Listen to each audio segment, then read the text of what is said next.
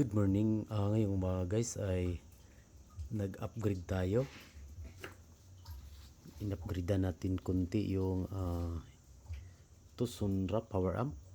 Ito yung nasa loob ng Tucson guys. M6 3000. Kasi ang mga power nito guys ay 4 lang.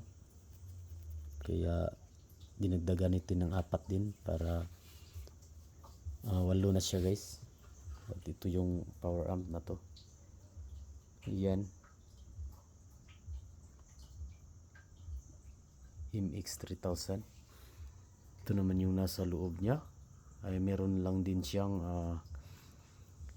EC 42042 volts. Meron din siyang red na 0.20 volts. Yan guys. At sa loob niya guys ay meron din siyang binding red and black, dalawa lang.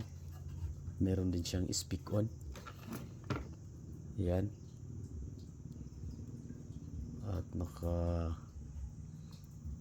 female XLR yung input at male jack. At meron din siyang blower na 12 volts. Isa lang guys. At mayroon ding out dito guys. Yan. Para sa hangin.